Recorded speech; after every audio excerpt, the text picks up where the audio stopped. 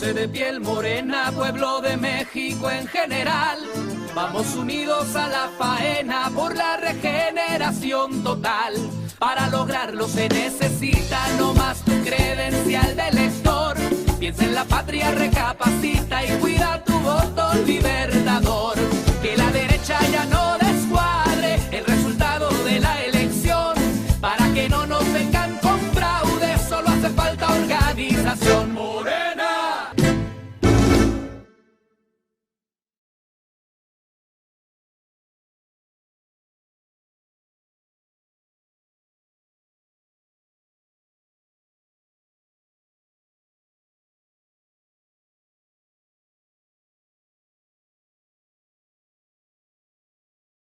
Así como el sujeto de trabajo es la económica, el sujeto como voluntad es la política. Pero en la estética tenemos que ver la corporalidad humana en otra dimensión. Entonces no es ya la potencia, ni es el trabajo, es otra cosa. Y hay que pensarlo. Y la tengo que escribir después la política. Y si no me he puesto a trabajar, me es difícil contestar. Yo podría decir las hipótesis de una estética de la liberación. Y yo partiría de Bataille, que parte de la corporalidad humana, pero en aquello negativo de la corporalidad. Bataille parte de lo que da asco, de lo feo, de los excrementos, de aquello que lo más horrible es lo vivo muerto. O sea, una roca la parto, no es asquerosa.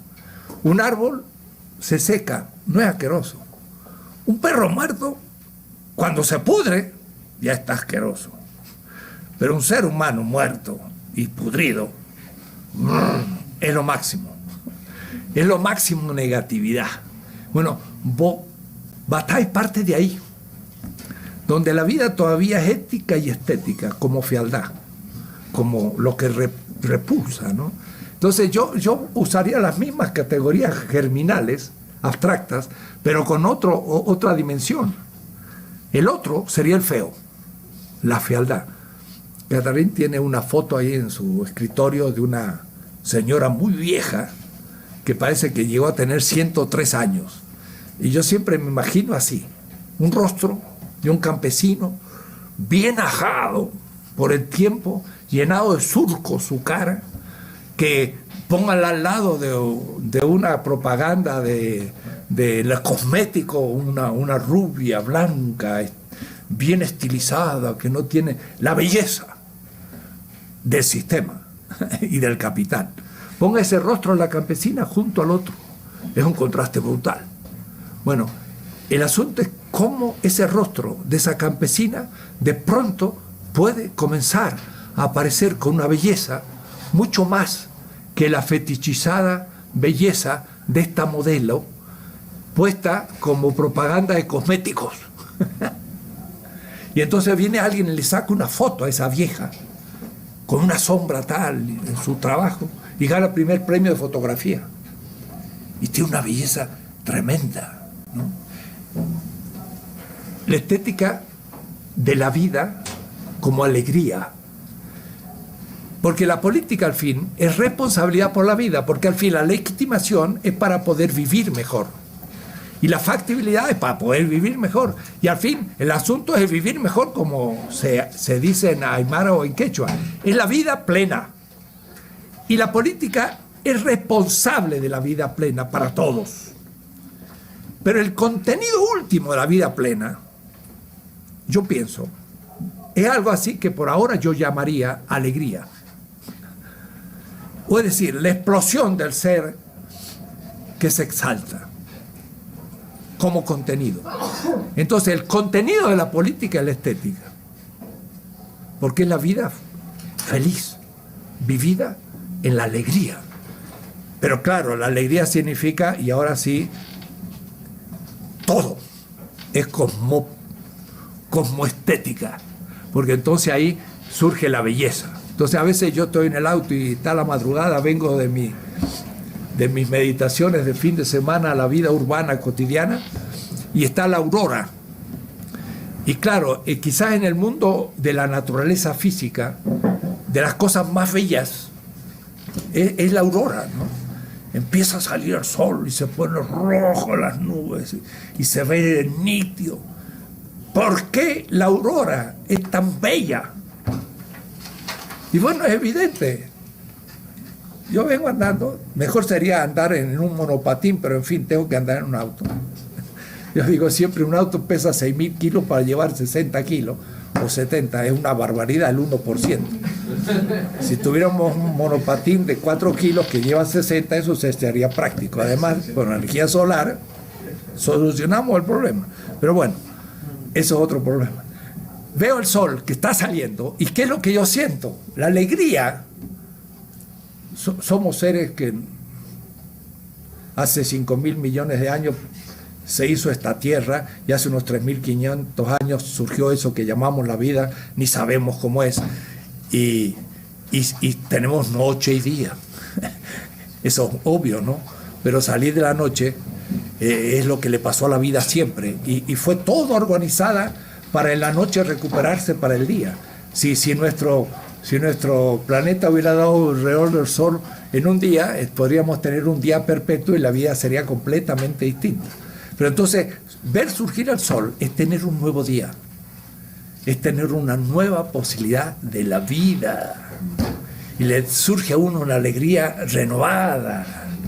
Y por eso es bello, porque es la afirmación de la alegría de la vida. Yo quiero hacer una estética distinta, que cuidado, que no va a decir si está antes o después de la política, sino que es simultánea a la política. Y por supuesto, me van a decir que soy homocéntrico, o como decías tú, antropocéntrico. Pero yo pienso que la pulcritudo prima, dicho en latín, para que suene más raro, la belleza primera es la corporalidad del ser humano del otro sexo para el otro sexo. Y también eso es la vida. Porque en el otro sexo uno ve la vida, pero que nos supone a los dos. Y entonces es lo más bello. Y es más bello que la aurora. Y voy a ser antropocéntrico, pero porque somos la gloria de la naturaleza. Es posible, visto a la alteridad del otro, como otro. Pero bueno, eso tendríamos que hacer un seminario más largo para que... Porque justamente el amor de la pareja, estoy de acuerdo que no debe ser pensado como reproducción.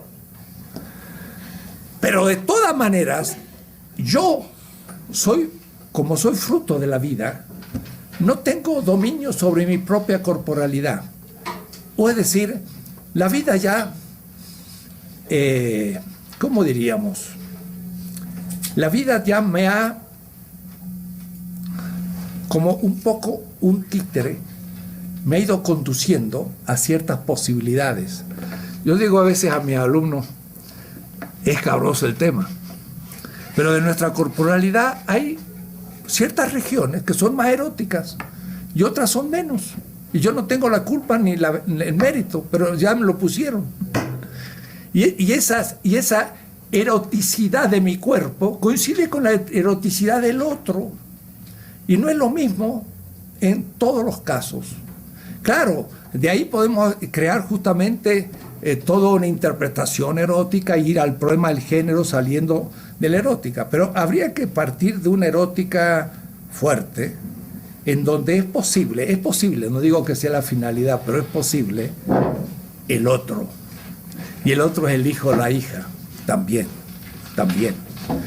¿Por qué? Porque es justamente el que va a conservar mi memoria, el de la humanidad. Entonces habría que discutir muchas cosas, pero ya sería muy largo. Me gustaría hacer un curso de erótica, pero va a tener que ser por el lado de la estética. Y tiene que ser una estética de liberación contra la belleza imperante, desde lo popular, que empieza a ser tomado como lo feo y como lo folclórico y todo. Y de ahí, sin embargo, surge la crítica a la belleza imperante y la nueva belleza del futuro. Y voy a tomar ejemplos muy precisos. Por ejemplo, aún en el arte, tenemos nuestro arte naif, Ernesto Cardenal promovió cantidad de grandes pintores nicaragüenses que hoy se cotizan en el mercado y todo, pero son naif, son realmente de la cultura popular nicaragüense. Pero tomo un caso ya más clásico como Goya, que pintaba a reyes, y ahí estaba la reina, el rey, todos postizos, postiesos, todo. Pero viene justamente Napoleón y tiene que salir para el pueblo y se encuentra con la madre, y entonces ahí Goya se transforma, hace el monstruo, que es un monstruo tremendo, que en el fondo es la ocupación napoleónica justamente, y los fusilamientos. Entonces se libera. Es decir, es la estética de un pueblo que al principio había sido un pintor según la belleza cosmética del sistema, pero después ya es creador. Pero la creación tiene que ver con la historia. Y si yo tomo Beethoven y voy a Bonn, por tomar un clásico, la música, Quinta Sinfonía. ¿Y qué es la Quinta Sinfonía? Beethoven, por una ventanita, con su piano, que todavía se encuentra, uno de ellos, en el mismo lugar, veía a los campesinos alemanes danzando en la vendimia, en el Rin. Es decir, que él vio el pueblo danzando y escribió la Quinta Sinfonía, que no hay que verla en una ópera con corbata monito, sino en una vendimia. Es decir, hay que ir al campo y mientras que tomo la vendimia, escuche usted la Quinta Sinfonía y van a ver lo que es. Es decir, surgió desde el pueblo y después el nuevo sistema se lo chupa y lo hace a su vez el arte ya dominador, y bueno, va a tener que volver a ser destruido. Pues, ¿cómo se hace una estética de la liberación? Esa es mi hipótesis, y claro, sería la continuación de la política, porque es el contenido de la política, la verdad. Y como estoy viejo, espero escribirlo antes que me muera, pero puede que me muera antes, pero está bien para escribirlo al final. Además, yo soy un artista porque a mis 6, 7 años, en mi provincia, los domingos, había un tranvía. Y el tranvía, uno podía subirse de tranvía y íbamos con los maestros de Bellas Artes a dibujar acuarela y todo en un parque en Mendoza que se llama San Martín, hermosísimo. Entonces yo desde muy chico pintaba y después estuve en Bellas Artes. Entonces yo soy un artista fracasado. Pero entonces al menos en mi estética voy a recuperar lo de fracasado que tengo al final. Así que me has tomado un tema sensible que lo quiero hacer. Sí, y tiene que ver mucho con lo mítico y lo popular y con todo, ¿no?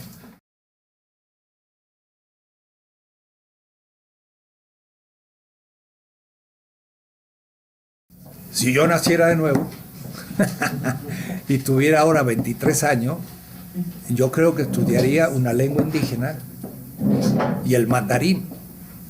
Y no habría ido 2 años a Israel para desarmar el pensamiento griego, que quizás fue necesario para después poder decidir ir a estudiar el mandarín y el aymara. Es decir, yo soy alguien de una generación. Estoy más otra generación que Leopoldo Sea, pero soy no más que otra generación. Entonces todavía estoy apuntando el tema, pero no tengo la capacidad de elaborarlo completamente. Por eso, mire, comentaba a algunos otros de que ahora cuando estuve en México, en el Congreso Americanista, estuve con un maya de Chiapas que está en Guatemala, y entonces este hombre es maya, habla el maya y piensa en maya, es tremendo, ¿no? Yo digo, tú eres la próxima generación, lee lo que yo hago y continúa, ahí va el legado. Yo ya cumplí. Puedo decir, tu crítica es completamente cierta y la acepto.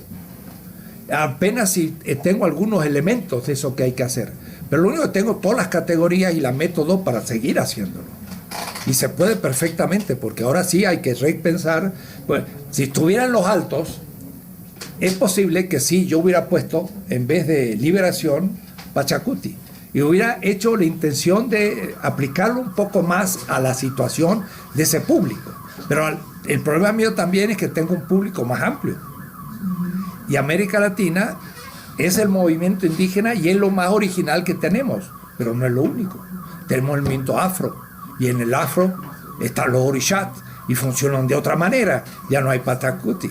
Y después tenemos un mundo criollo, mestizo, de una cultura occidental X, cristiana, que hay que ahí también reformular todo, en lo cual me siento un poco más seguro porque por mi racita y por mi lengua y qué sé yo, pertenezco a eso, aunque creo que también me voy abriendo a lo demás y aunque yo sea, lo defino heterosexual, tengo que respetar a los demás y no tengo que imponérselo, pero tampoco que me digan que lo heterosexual es dominador, eso no, hay heterosexuales dominadores, pero no es el heterosexualismo dominador como definición, porque estaríamos en un fundamentalismo de otro tipo. Es decir, estoy completamente de acuerdo, y lo extraordinario es cuando ahora miembros de la cultura originaria, ya no justamente con la idea de comentar a los europeos, sino empezar a desarrollar lo propio, que va a durar un tiempo, porque se van a ir encontrando los temas hasta que después quizás una segunda generación, que serían 2 después de mía, ya entre 50, 80 años, haya gente que de tal manera empezaron a plantear que empiezan a ver la originalidad de nuestra cultura y ya estén a nivel de competencia, al mismo nivel simétrico. Así que acepto 100% tu objeción. Lo único que dice, lo digo al que sea responsable. Yo le dije a Levinas, usted planteó el problema judío extraordinario y ha hecho una gran tarea. Pero ¿y qué me dice de los 15 millones de indígenas de la conquista y de los 12 millones de afro que fueron traídos de esclavos? Y Levinas me miró muy serio, como diciendo, y yo no sé nada de eso, ¿no? Y me dijo, eso tiene que hacerlo usted. Y yo dije, ya, está bueno, me dio el legado. Yo creo que no dijo es una estupidez. Dijo, yo no lo puedo hacer, aunque he indicado justo la metodología con la que pude hacer lo mío. Y estoy indicando quizá la metodología con se puede hacer lo próximo. Y además, abre el camino, un boquete en el muro de la interpretación, y todo el pensamiento académico le quiere cerrar el hueco que ha hecho para entrar. Entonces, mucho de la función de uno es mantener el hueco abierto para que vayan entrando y pueden entonces hacer su tarea. Entonces, por eso que ahora ustedes tienen libros acá de la universidad, he pedido algunos y algunos van en la línea del pensamiento, pero no hay tanto en la colección de pensamiento indígena hecho por indígenas, ¿no? En Bolivia sí ya hay más, se está produciendo más, pero me interesa mucho para informarme, es decir, poder empezar a dar ejemplos y utilizarlos, pero hay que reconocer los límites y pasar la estafeta. Ustedes tienen que hacerlo.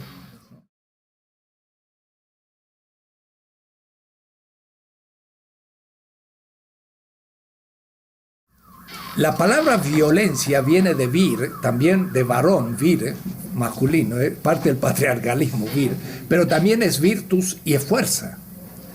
Entonces, violencia es, yo le llamo la coacción ejercida contra los derechos del otro.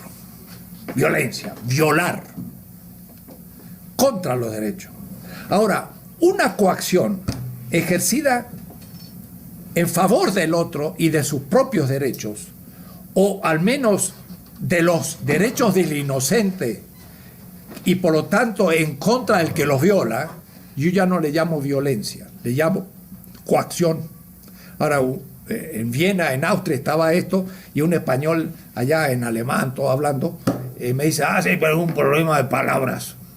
Bueno, yo quiero poner distintas palabras a distintos conceptos, porque si confundo toda la violencia, entonces ya no, porque entonces parecería que Bolívar o Hidalgo, y me voy muy lejos porque todos decimos bravo Bolívar, pero a ver, justifíquenme usted la violencia de Bolívar, y por eso ayer yo leía de Rocio que justifica el uso de las armas en la Biblia, y se lo justifica a los españoles, y decimos nosotros tenemos que levantarnos en armas, y lo siento, vamos a matar españoles, y Morelos dice, y mátenlo, extermínenlo, que estaba muy dura la palabra de Morelos, pero la dijo. ¿Por qué es posible? Porque hay que entender ¿Qué es lo que significa coacción? Es voluntad también. Y es voluntad de vida, pero también es factibilidad. Y la factibilidad es el ejercicio real de la voluntad de vida, porque si yo tengo voluntad de vida y no tengo medios, lean el capítulo 19 del segundo tratado del gobierno de Locke, John Locke. Él inventa, es el gran teórico del liberalismo, pero del liberalismo revolucionario, porque eran los burgueses que tomaban el poder en Inglaterra. Y él dice, pues en una lucha no se defiende a uno solo con el escudo. Uno tiene que sacar el arma para también poder agredir al que me está agrediendo. Y él justifica la lucha armada. Si usted lee en el texto desencajado, dice, mira el Che Guevara. No, John Locke. Léanlo. Entonces, el pueblo, en la medida que recibe a la clase dirigente que se hace dominante y sin consenso, empieza a reprimir. Y empieza a reprimir con el ejército y la policía y las armas. El pueblo tiene todo el derecho de defenderse con los mismos medios. Si ustedes vienen a boxear, pues yo boxearé. Si usted usa un cuchillo, pues yo usaré un cuchillo. Y si usted viene con una ametralladora, yo voy a usar una ametralladora. Y siempre fue así. Clausewitz lo dice muy bien en la segunda parte del Tratado de la Guerra. La defensa es armada. Y el pueblo español se armó. Y él dice, cuando un pueblo es armado, es invencible. Y lo dice un estratega alemán de la guerra. Y eso lo han hecho los guerrilleros españoles contra Napoleón, nuestros guerrilleros contra los españoles, porque después se hicieron ejércitos regulares, pero Güemes y la gran libertadora de Bolivia y el norte de Argentina era una guerrillera. Es decir, esa gente tuvo que usar medios. Lo único que su finalidad no era matar al otro, sino defender al inocente. Yo siempre pongo el ejemplo muy fácil de una señora que va con su hijo y viene un secuestrador con un revólver. Hay 3 vidas. No hay que matar. Pero cuando en concreto el principio puede tener contradicciones, porque son 3 vidas, hay que salvar 3 vidas. El secuestrador con el revólver quiere secuestrar al hijo de la señora o a la hija. La señora, como es pacifista, le dice, ¿cómo no, señor? Yo no le voy a hacer nada, así que lléveselo. Es una inconsciente. Es una madre. No, la madre se traba con el secuestrador y pongamos que logra sacar el revólver y en la encrucijada lo mata. ¿Es una asesina? No, es una héroe. Hay que darle una condecoración. Defendió a su hijo. Ahora, si el secuestrador mató a la madre, sería un asesino. ¿Cómo entonces? El revólver solo que tira la bala no es el criterio. Hay que ver toda la complejidad. Por supuesto que en todas las épocas de la historia, los que se liberan usaron medios apropiados para hacerlo, y es ético. Y por eso hay muchos que dicen, la guerra justa no tiene ningún sentido. ¿Cómo no va a tener sentido? Porque en una guerra hay 2 ejércitos. Y los 2 ejércitos tienen otro estatuto ético y político. Uno es agresivo y el otro es defensor, porque no van a ser los 2 agresivos. Estarían luchando por ocupar un lugar. Entonces, todo ejército agresivo, por ser agresión a otro territorio, queda inválida su motivación. Y todo ejército defensivo es justo, defiende la vida. El otro le está poniendo en jaque. El uso de medios adecuados para la defensa de la vida de un pueblo, por supuesto, incluye aviones, tanques, armas y todo lo que usted quiera, de un ejército regular o un ejército guerrillero, que es el que fueron nuestra gente. San Martín, por decir un caso argentino, era un militar profesional, que hubo pocos, porque era un profesional español, héroe de una batalla allá de Bailén, era un hombre que sabía cómo funcionaba el ejército.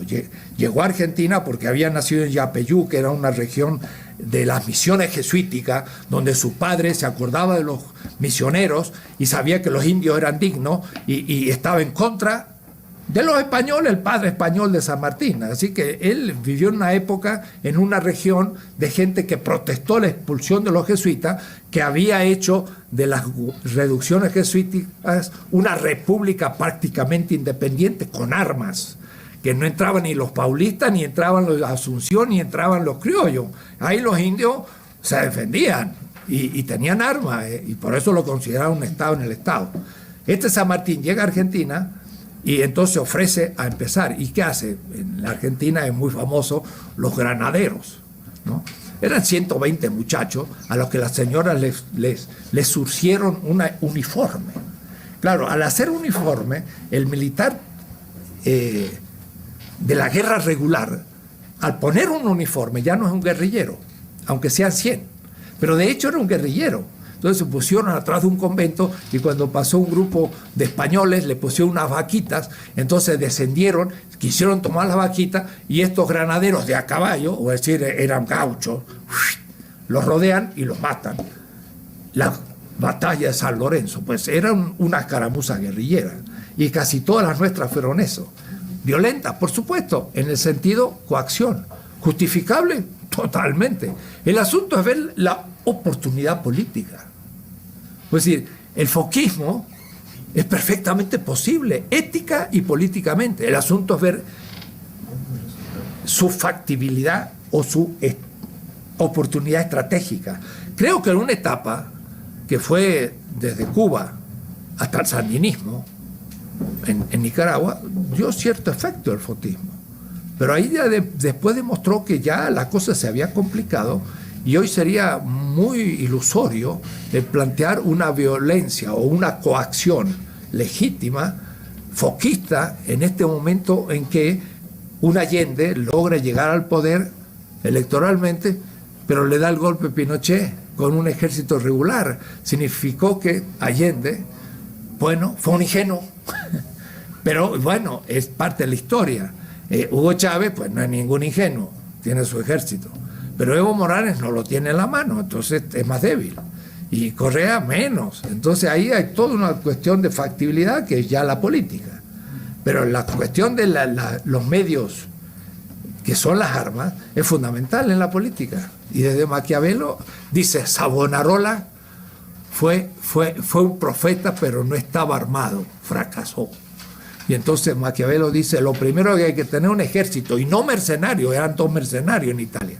Hay que tener de los hijos de la comunidad, porque si no después los mercenarios dominan a todo el pueblo, como pasó con los emperadores romanos.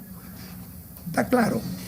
Los medios de coacción son perfectamente posibles. Lo único que hay que ver es su posibilidad, y digo, hoy no es lo más interesante en la política, porque lo que haces es incrementar a la derecha y permites mayor represión. O, ¿qué hay que hacer? Hay que entrar a las escuelas militares y hay que crear una nueva estrategia defensiva que está surgiendo. Entonces, no sería nada extraño que uno pudiese escribir un libro, la estrategia latinoamericana, para las escuelas militares, y leerles la segunda parte del libro de Clausewitz, ¿qué significa una guerra defensiva? Y entonces sí se puede ser muy fuerte en la gente defensiva. Como le decía, el pueblo cubano está armado, y todo el pueblo, y está organizado para cualquier invasión. Eso es estrategia militar defensiva, y eso se sabe que es inexpugnable, porque hay que matarlo a todos. ¿Y qué ventaja tengo con matarlo a todos? Ya no tengo ninguna ventaja. Entonces se hace muy difícil el cálculo del opresor, porque le cuesta demasiado caro. Es lo que se llama una victoria pírrica. El tal Pirro allá en la Turquía, pues metió todo su dinero y todo para tener una victoria contra otro grupo de los griegos, pero al fin triunfó y se desarmó todo su pequeño reino, pues estaba fundido. Entonces, una victoria pírrica es absurda, porque mato a todo el pueblo y ¿qué hago con eso? No gané nada. Entonces, un pueblo armado es invencible. Entonces, eso tendría que entrar en las escuelas militares. Yo podría darle unas clases de estrategia militar a los militares y si me invitan voy a ir y por supuesto Claro que no me van a invitar por ahora, pero quizás, no he pensado, pero en Bolivia podría hacerlo. Bueno, eso es un realismo crítico. La política no es cínica, pero tiene que ser inteligente, pero no es utópica. También hay que tener utopía, hay que ser realista, pero crítico.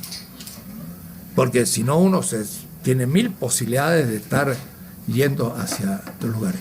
Y como las culturas tienen que ver con la organización política y los estados, y aún el diálogo cultural también tiene que ver con los estados. Por eso es muy bella la definición. El Estado boliviano es un Estado intercultural, pluricultural y plurinacional. Entonces hay categorías que hay que aclarar porque no están tan claros. Y además es un Estado en donde el pueblo es la sede del poder. Ya ahí coincide completo, pero entonces hay que explicarlo muy bien porque la gente a veces no lo tiene claro. Entonces y eso tiene que ir a las escuelas, tiene que ir en los libros de texto, para que el niño de 7 años empiece a entender la política de otra manera, ¿no? Y decir, tú, niñito, eres la sede del poder. Entonces vamos a votar entre nosotros cuál va a ser la clase mañana de matemáticas. Sería ideal, ¿no? Ese sería un postulado. Y entonces los niños verían que por su voto y su discusión, la señorita mañana va a enseñar lo que se discutió. Y son ellos los que decidieron. Miren qué cosas. Ese grupito de alumnos sería un problema para la escuela secundaria y la universidad, porque estaría preguntando y poniendo objeción a todo el mundo.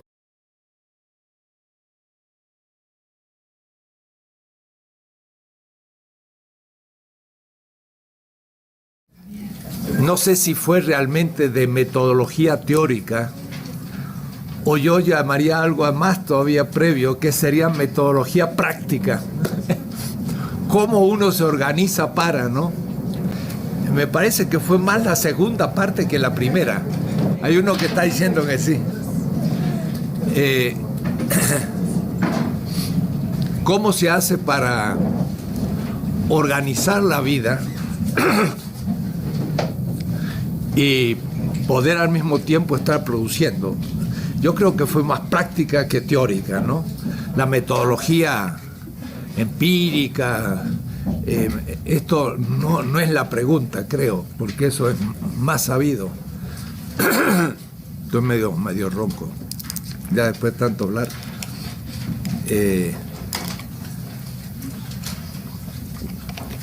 Pues cada uno tiene que en realidad ingeniarse cómo lograr tener una cierta militancia y al mismo tiempo poder pensando esa militancia. Y diría que hay muchas proporciones. Algunos militan y por vocación pueden teorizar su militancia muy poco, pongamos 10% del tiempo. Otros, en cambio, militan menos y producen más teoría sobre lo que están haciendo y en contacto con la gente. Pero creo así, como modo de vida, es imposible crear en ciencias sociales sin militancia. Y cada uno tendrá que saber en qué nivel debe hacerlo. Y también hay tiempos. Puede haber tiempos en que uno dedique 3, 4 años intensivamente a una experiencia y está ahí metido 10 horas por día, comiendo, durmiendo y haciendo todo. Y de pronto se retira un tanto y se dedica a expresar aquella experiencia, pero que la puede seguir porque se da cuenta cómo funciona. Entonces hay ritmos. Pero sin una militancia y sin una disciplina intelectual en el modo de vida, pues tampoco se puede producir. Y la disciplina supone tiempo. Entonces, a veces, qué sé yo, habría que decirle a mi señora que venga aquí y que dé el testimonio de lo que eso significa. Porque muchos libros uno dice, a Johanna, mi señora. Y alguien dirá, ¿por qué? Porque la quiere tanto. Sí, pero también porque la hace sufrir tanto. Porque supone muchos... Yo durante 25 años no pasé un fin de semana normal. sino que de viernes a lunes yo desaparecía, no, por lo tanto ni iba ni al cine, ni a fiestas, ni a nada, y esos 4 días estaba trabajando como loco, o es decir, fines de semana, para que después martes, miércoles, jueves, dar clases, hacer toda la burocracia y todo lo que todo el mundo hace. Pero ese trabajo intenso también de reuniones con la gente y todo, era para mí parte. Pero el fin de semana que todo el mundo dice, bueno, ahora descanso, era mi trabajo intenso, donde entonces en el campo, sin televisión ni nada, yo podía estar estudiando intensamente, o es decir, para entrar a un tema a veces hay que tomar tiempo. 2, 3 horas, empezar a dar vueltas, ¿no? Y volver al tema. Y entonces después ya ponerse a escribir. Si no hay una especie de posibilidad de mucho tiempo, en mi caso personal, no logro poder ponerme a escribir, porque la cosa tiene que estar madura, y la madurez supone también soñarla. O es decir, el tema tiene que estar allá tan profundo en el inconsciente que uno ya lo empieza a soñar. Entonces ahí sí ya está, yo diría, a un nivel de creatividad, porque muchas veces la solución de las contradicciones que uno está pensando se produce en un momento onírico entre las 6 y 8 de la mañana, o 5 y 7, donde de pronto descubre uno el tema, se conectó la cosa, y es creativa, no es repetición y estar haciendo comentarios. Entonces, el intelectual es una vida, y es una vida muy disciplinada en vista de ponerse a producir teóricamente la experiencia que está viviendo. Y es muy bueno que ustedes estén aquí un tiempo, y sobre todo los becarios que dejan otros compromisos para adquirir el ritmo, ¿no? Porque ser un intelectual que esté meditando las experiencias, somos un poco monstruos, somos un poco gente distinta a lo cotidiano para poder realmente producir. Hay que estar muy convencido de que eso es útil. Y cuando uno lo vuelve a la base y aclara la cosa, entonces se da cuenta que vale la pena y que hay que dedicar. Pero al mismo tiempo, ¿cómo escribir, no? Yo cuando tenía 11 años me dije, en el colegio secundario, había un curso de mecanografía, había que todos escribir a máquina, y ahí era el momento, todo el mundo tiraba gis y se reía, y nadie sabía aprender a escribir a máquina después del curso. Pero yo me dije, me parece que debe ser útil escribir bien con los 10 dedos, ¿no? Y entonces yo hacía mi clase de mecanografía bien hecho, y desde los 11 años, pues no escribo casi a mano. Cuando me pongo a escribir a mano me duelen los dedos porque los músculos no me funcionan. Escribo a máquina. Y escribo a máquina, bueno, ustedes sabrán, pero a la velocidad casi de lo que uno va pensando. Entonces, nunca he pensado escribir un texto, sino que lo he ido escribiendo. Entonces también esta es otra cuestión. ¿Cómo se escribe un texto? Algunos piensan todo el tema 2, 3, 4, 5 años y después se ponen a escribir el texto. En París, cuando yo tenía 25 años, había un maestro que se llama Claude Tramontan, un amigo, yo iba a su casa. Entonces él en esa época teníamos máquinas chiquitas. Yo tenía una máquina para escribir el texto y otra máquina para las notas. Y entonces él me enseñó a en cada página ir poniendo una idea. Era en realidad una computadora anticipada, porque después uno podía hasta cambiar el orden de las páginas y cada uno tenía su nota abajo. Y este hombre también escribía mucho, iba pensando, iba publicando. Me enseñó ese método. Entonces, desde el año 61, también en países extranjeros a veces que uno no puede hablar la lengua, pues me acostumbré a expresar por escrito lo que iba pensando.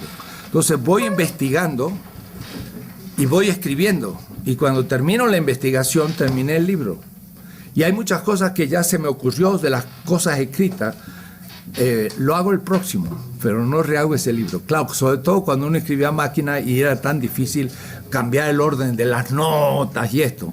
Desde hace 10, 15 años que tenemos las computadoras, ya eso se hace automático. Y debo decir, con la computadora escribo más lento que cuando escribía con la máquina. Con la máquina escribía directamente para la imprenta. ahora lo corrijo, y me lleva más tiempo. Entonces, cada uno va a tener que descubrir su método. Pero es importante porque muchas experiencias se quedan sin ser expresadas. Y lo que se necesita en este momento en América Latina son reflexiones sobre lo que estamos haciendo para crear nuevas generaciones. Entonces hay gente que ha hecho grandes experiencias, pero no quedó nada y se borró en el desierto. Claro, quedó en la conciencia de los que lo hicieron, pero después vienen mecanismos de olvido feroces y dice uno, ese tanto que hizo tantas cosas y todo, ni siquiera nadie ha escrito su biografía y se ha borrado su lugar en la historia, sobre todo nosotros que somos cultura, seguimos siendo todos secundarias. Yo digo, escribir en castellano queda todavía inédito. ¿Qué acontece escribir en aymara o en quichua o en otras lenguas?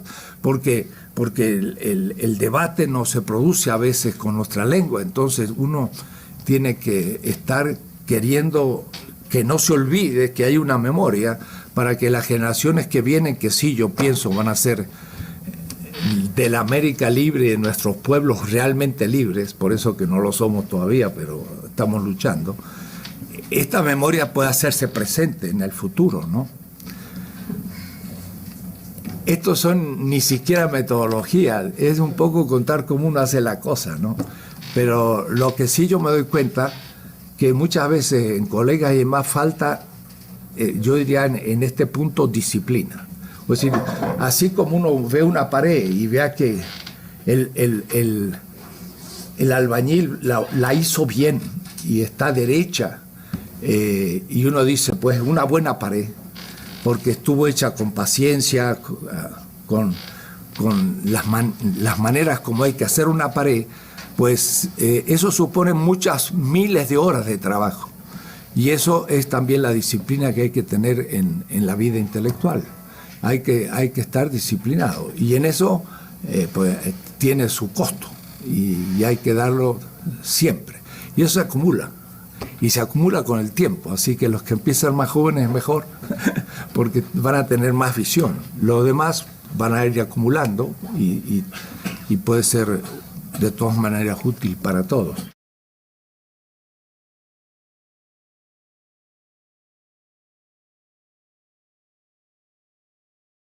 Una cosa es el tema y otra cosa son los autores. Porque cuando uno está trabajando un tema, es el tema el que sugiere los autores. Y uno poco a poco, al ir entrando en él, le va descubriendo los autores. Ahora, siempre yo pensaba que un gran autor, que puede ser Nezahualcóyotl, un pensador azteca, pero un gran autor es como una fortaleza, que uno lo ve por fuera y digo, ¿y cómo le entro? Entonces uno le da vuelta. ¿Cómo se le da vuelta? Bueno, hay que empezar de alguna manera, o leer la biografía del autor, o ver la cronología de sus obras, pero dándose cuenta que uno al comienzo no entra al autor, porque rebota, porque no entiende qué es lo que está diciendo ni lo que quiere decir. Por eso que el tiempo, la biografía y la obra están entreveradas, y en realidad todo autor responde a problemas. Entonces, cuando uno descubre el problema, entendió el autor. Pero a veces se pasa años sin descubrir el tema que el autor realmente encaró. Entonces, eso mucho depende de la biografía de otros comentaristas. Entonces, algunos se la pasan leyendo comentaristas y nunca van a leer el autor. Pero leer el autor sin el comentarista es no entender el autor. Pero hay que leer el autor primero, y aunque no lo entienda. O es decir, hay que hacerle un repaso en la lectura. No entendí nada, pero ya me quedó prendido unos cuantos temas. Leo el comentarista que advierte sobre esto. Entonces ya sé de qué está hablando porque ya lo leí. Pero dándome cuenta que la primera lectura pues no sirve. Es la cuarta o quinta veces que realmente uno agarra según la densidad del autor. Hay algunos que se lo puede leer rápido y se entendió lo que dijo. Pero los grandes, los pesados, eso necesitan muchas lecturas. Y por último, se las puede leer siempre. Porque ante otro tema, y uno habiendo madurado, lee el autor y saca cosas que nunca había sacado. Entonces, un autor es como un castillo, que por ahí uno dice, hay una ventanita por ahí, y se mete uno adentro. Solo cuando se mete a la plaza central de la fortaleza es que lo ve por dentro y ahora lo entendió. Puede ser rápido o pueden ser años. Y después que uno entra a un autor, entonces sí ya lo empieza a gustar, lo empieza a utilizar, y si uno tiene un tema y tiene hipótesis fuertes de trabajo, lo supera. Y puede entrar a la crítica, pero no una crítica rápida, tiene que ser una crítica seria. Y para hacer una seria, tiene que leer cronológicamente el autor. Entonces, ahora gracias a la computación es más fácil, pero cuando uno quiere leer a un autor hay que comprarse sus obras, o en la universidad que uno esté, o alguien, ¿no? Pero no se puede leer una o dos obras. Estoy pensando, qué sé yo, en los grandes, ¿no? Europeos, Marx, por ejemplo. Bueno, estaba yo en Alemania, pues me compré los 46 tomos, ¿no? Pero era muy barato, entonces bueno, el asunto era cargar, ¿no? La ciencia pesa, pero los tengo ahí, entonces puedo consultar cualquier tomo del asunto. Eso lleva años para entrar a un gran autor, no es tan rápido. Hay que leerlo, hay que ser humilde de no entenderlo, hay que ver los comentaristas, hay que ver su biografía, hay que leerlos cronológicamente y después uno ya los domina. Eso al comienzo puede durar años, pero cuando uno ya está habituado, le puede durar una semana. Y tomar un autor que uno no ha leído y tener las 8 obras fundamentales, tener un buen comentario, y en una semana uno puede agarrar el tema. Pero ya hay que estar ducho, diría, ¿no? Y hay que también tener referencias con otros. Hay que entender qué es lo que quiso decir y contra quién lo quiso decir. Hay un libro de Collins muy bueno, se llama La filosofía mundial, un autor en Chicago que es sociólogo y ha hecho una historia extraordinaria de la filosofía, porque ha hecho una historia mundial de la filosofía. El primer capítulo compara 2.500 años de filosofía china y los 1.200 años de filosofía griega. Los pone por tiempo cronológico y hace unos esquemas muy interesantes de cómo un autor va influenciando a otro, hace mapas para que uno sepa dónde están. Es un sociólogo, no es un filósofo, y casi diría yo, los enseña mejor que los filósofos, porque dice, un autor tiene en el fondo una gran idea y el otro que le va a seguir, y él los divide por generaciones, y dice, en el fondo había unos 40 grandes filósofos griegos, lo cual supone que más o menos hubo uno cada 30 años. Es sociólogo, ¿no?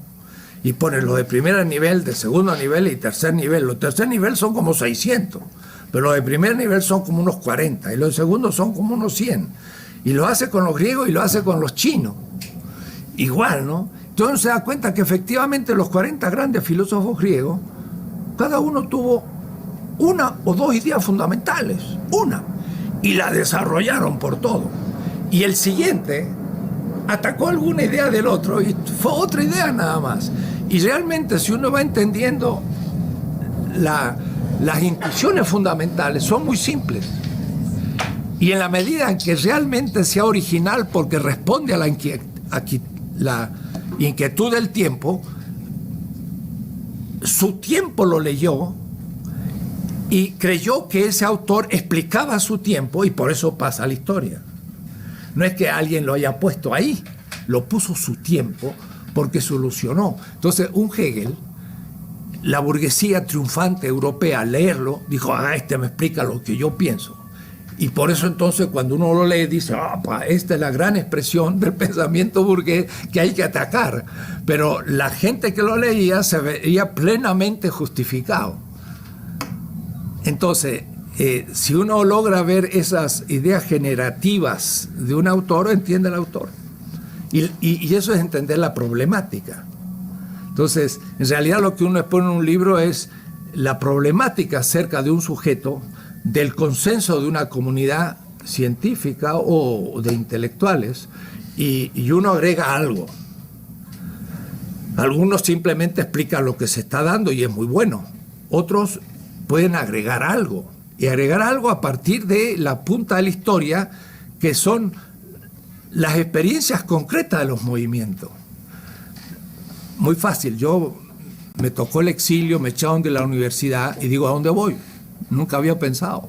Ahora tengo que elegir dónde. Un desgarramiento. Mi padre murió después y yo ni estuve. Un hermano también murió, tampoco estuve. Dejar todo. Es brutal. ¿Y dónde voy? Para mí estaba claro. No podía ir fuera de América Latina.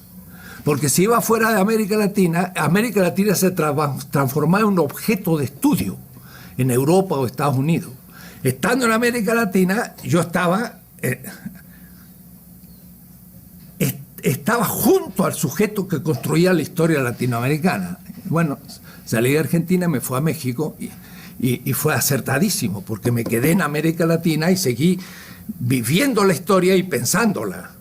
Entonces, el método consiste en estar metido en esa historia. Si me salgo y la veo como objeto de estudio, estoy perdido, porque ya estoy tarde. Porque entonces tengo que leer los que escriben sobre lo que pasa. En cambio, si yo voy a Bolivia y veo lo que está pasando ahí y hablo con Álvaro García Linera y me dicen lo que está pasando y está el fulano, qué sé yo, Antonio Negri, no funciona, mirá por qué no funciona. Entonces, todo eso es ningún libro, no lo he leído en ninguna revista, porque es la historia que se está construyendo y eso es la punta. Entonces, en la medida en que yo me entere de eso y me ponga a pensarlo, pues lo que estoy diciendo está en la punta de la ciencia, antes de que pueda escribirse. Y no hay bibliografía sobre el tema porque es la experiencia misma.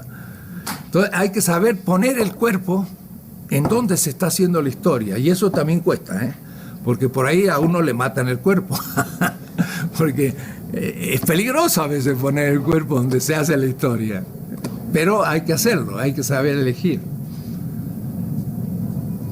Yo siempre le digo a mis alumnos, políticamente América Latina tiene ciertas experiencias que están en la punta. Y ayer mismo hablaba con una española, me decía, no, pues en España no acontece nada político interesante, no hay nada que estudiar, están así arañando los mismos temas y haciendo tortillas de los mismos condimentos y no tiene nada.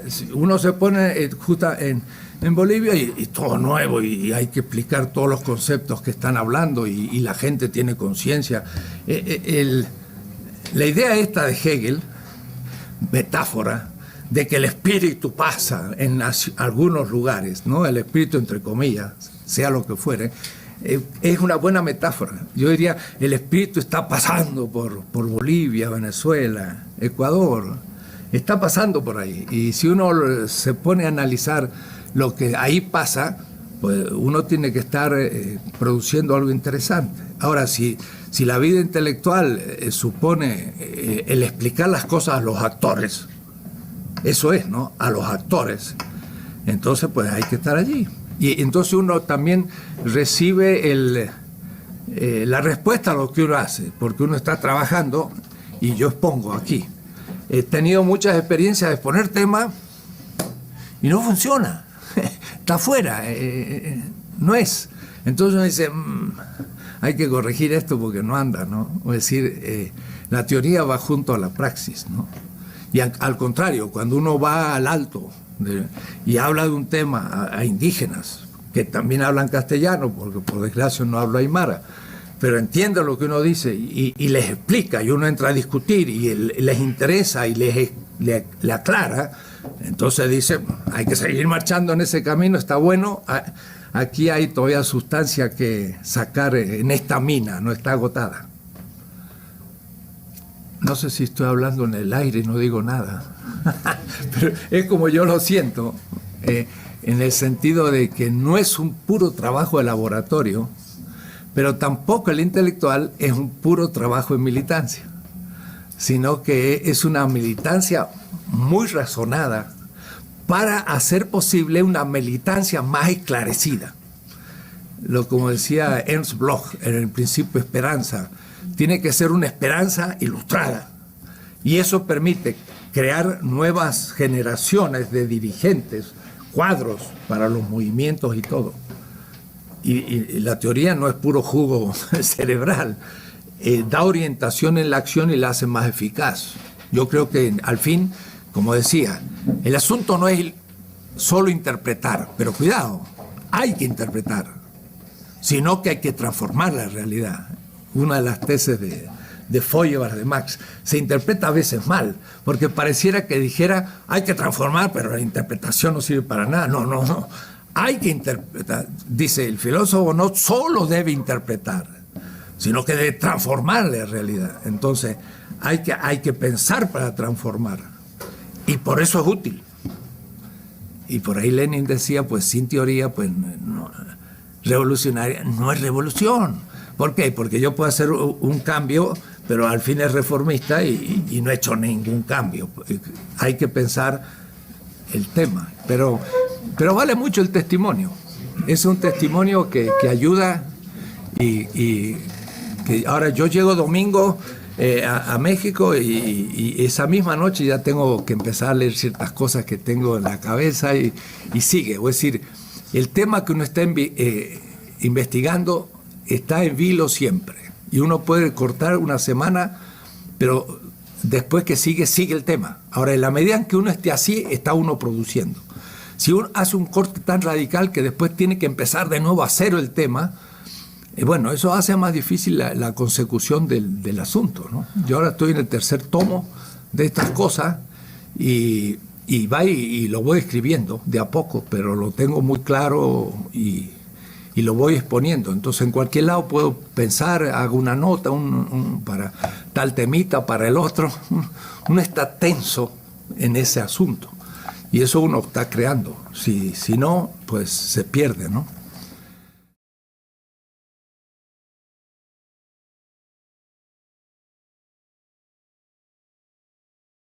Ahora, eso también se aprende y por eso es que es tan útil el seminario, ¿no?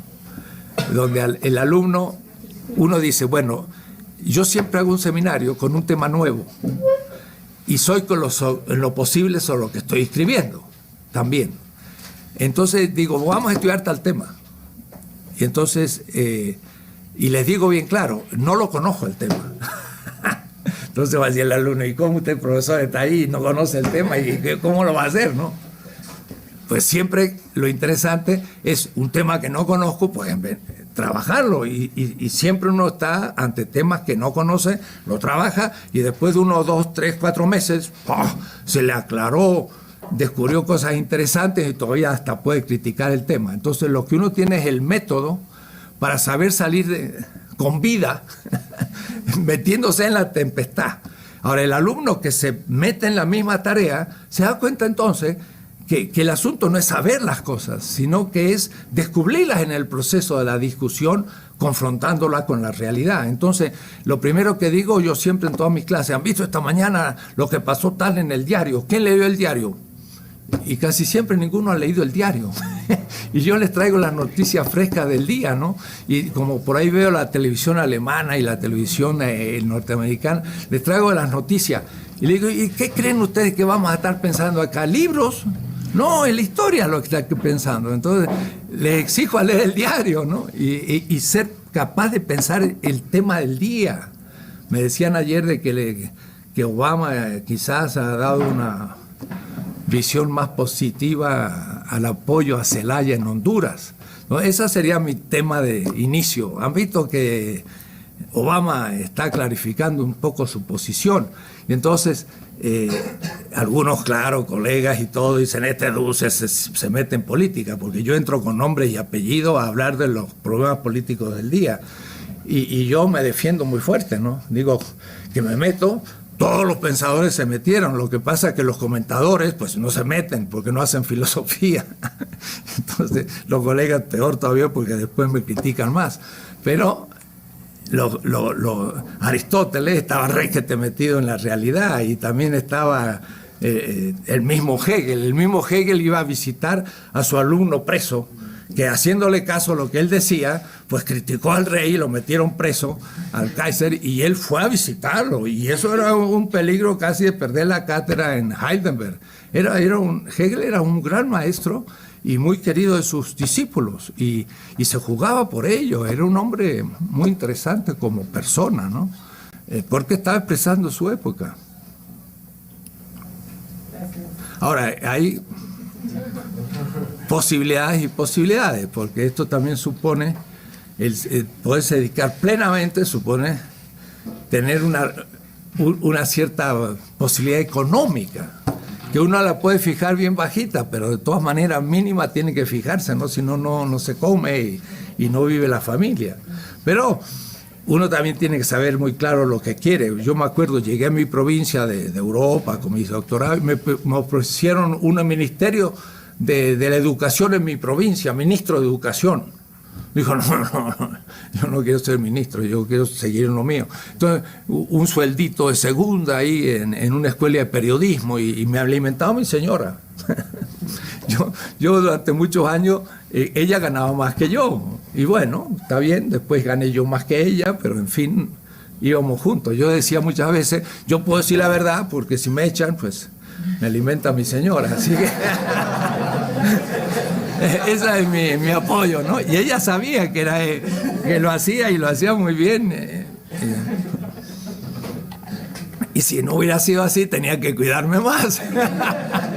Porque no vaya a ser que no pudiera alimentar a los hijos. Pero también uno se fija esto, entonces quizás le ofrecen un gran sueldo en hacer algo y uno prefiere el chiquito, pero para seguir su línea, ¿no? Y al fin se va abriendo si se puede. Y si no, mire el caso, te echan y te echan de la universidad y te quedas en la calle. Y me fui a México y que bueno, no me habían llamado nunca a concurso, me tenían a hacer mi dedicación. En Mendoza, mi provincia, me tenían arrinconadito, como un pensador crítico.